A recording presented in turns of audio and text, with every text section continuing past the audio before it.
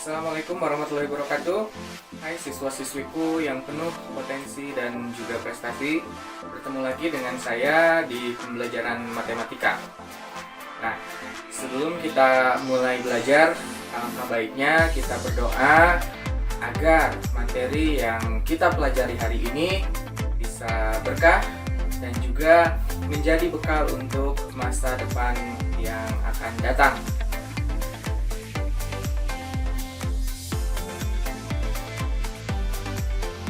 Oke, materi yang akan kita pelajari hari ini adalah statistika. Yang mana statistika merupakan ilmu yang mempelajari tentang pengumpulan, pengolahan, penyajian, serta penarikan kesimpulan dari data tersebut. Ya, berdasarkan definisinya saja, jadi selama belajar statistika, kita akan dihadapi dengan berbagai data yang ada. Syarat untuk mengumpulkan suatu data tentu diperlukanlah populasi.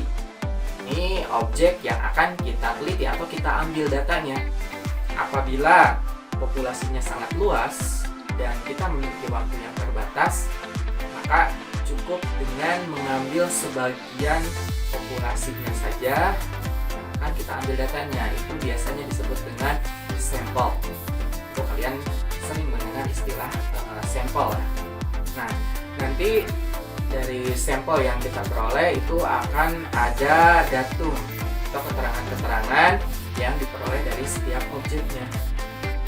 Yang mana setelah itu dikumpulkan, datum-datum tersebut dikumpulkan sehingga disebutlah data. Jadi data tersebut adalah kumpulan dari datum. Statistika ini digunakan untuk tentunya yang tadi menginput data, menganalisis kondisi pasar ya, bagi pemasaran, kemudian untuk membuat laporan keuangan, untuk mendesain produk, dan juga untuk pengambilan keputusan. Pengambilan keputusan di sini melihat perkembangan dari data yang ada di lapangan. Seperti itu. Tentunya data yang dikumpulkan tentu harus disajikan dengan rapi agar lebih mudah dalam menelaah data tersebut. Jadi data yang kita kumpulkan tidak serta-merta mentah begitu saja, kita harus susun dengan rapi.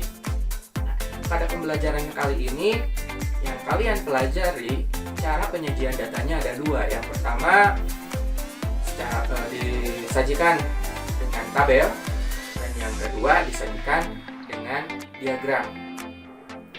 Penyajian data dalam bentuk tabel itu sendiri ada beberapa macam. Yang pertama ada penyajian data menggunakan tabel baris kolom seperti ini contohnya. Kemudian yang kedua disajikan dengan tabel kontingensi, dan yang ketiga disajikan dengan tabel distribusi frekuensi. Sementara penyajian data secara diagram, kalian cukup mempelajari dua saja. Yang pertama penyajian data dengan diagram batang, dan yang kedua penyajian data dengan diagram lingkaran. Lalu bagaimana cara menyajikan data tersebut? Oke, kita perhatikan contoh berikut ini.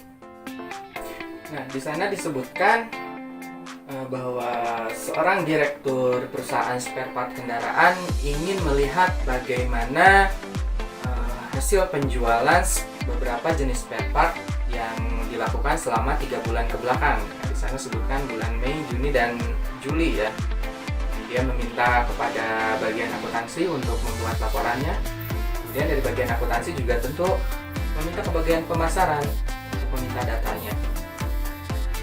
Sana sudah ada datanya. Bulan Mei ada unit yang terjual untuk 3 jenis spare part. Juni juga, kemudian Juli juga sama. Nah, apabila data tersebut disajikan seperti itu, pasti direktur perusahaan tidak akan menerimanya, karena akan sulit sekali dia membaca bagaimana laju pertumbuhan dari produk yang dijual. Maka dari bagian akuntansi tersebut tentunya tentunya harus mengolah data tersebut dan menyajikannya bisa dalam bentuk tabel maupun dalam bentuk diagram. Datanya sudah ada, lalu bagaimana cara penyajiannya? Ini penyajian data dalam bentuk tabel. Jadi di sana ada jenis spare part, kemudian ada bulan, tentunya 3 bulan yang diperlukan, dan terakhir ada jumlah. Kemudian di bawah juga ada jumlah. Ya, setiap bulannya sudah dimasukkan untuk tiap jenis spare part, berapa unit yang terjual, dan jumlah yang ada di bagian kanan itu merupakan jumlah selama 3 bulan untuk setiap unit yang terjual. Sementara jumlah yang ada di bawah itu merupakan jumlah tiap bulan dari 3 jenis unit yang terjual. Itu kalau disajikan dalam bentuk tabel. Nah, jadi direktur itu bisa langsung tahu, oh spare part mana nih yang terjual paling banyak dan di bulan mana penjualannya paling banyak. Kemudian kenapa di bulan-bulan ini penjualannya bisa menurun, kenapa bisa meningkat. Itu analisis-analisis yang bisa dilakukan dari penyajian tabel ini. Kemudian apabila bagian akuntansi tersebut menyajikan dalam bentuk diagram, di sini digunakan diagram batang. Ya.